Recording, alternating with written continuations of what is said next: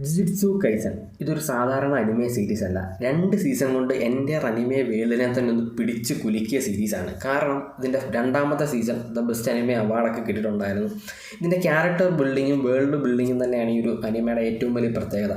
ഓരോ ക്യാരക്ടേഴ്സിനെയും വളരെ മൈന്യൂട്ടായിട്ടുള്ള കാര്യങ്ങൾ വളരെ ഡീറ്റെയിൽഡായിട്ട് ഈ ഒരു സീരീസിനകത്ത് കാണിച്ചിട്ടുണ്ട്. ഇതിൻ്റെ മാങ്ക സ്റ്റിൽ റൺ ചെയ്തുകൊണ്ടിരിക്കുകയാണ്. എൻഡ് ചെയ്തിട്ടുള്ള ഒരു മാങ്കയോ കാര്യങ്ങളൊന്നും അല്ല ഇതിനകത്ത് ഓരോ ക്യാരക്ടേഴ്സിൻ്റെയും ബിഹേവിയർ എന്തുകൊണ്ടാണ് ഇങ്ങനെ, വില്ലൻ ആരാണ്, നായകൻ ആരാണ്, അങ്ങനെ വീക്കസ്റ്റ് ആയിട്ടുള്ള ക്യാരക്ടർ, സ്ട്രോങ്ങസ്റ്റ് ആയിട്ടുള്ള ക്യാരക്ടർ, അങ്ങനെ ഓരോ കാര്യങ്ങളും അവർ എന്തുകൊണ്ട് ബിഹേവ് ഇങ്ങനെ ചെയ്യുന്നു എന്നുള്ള കാര്യങ്ങൾ വളരെ ഡീറ്റെയിൽഡായിട്ട് ഈ ഒരു അനിമയ്ക്കകത്ത് കാണിക്കുന്നുണ്ട്.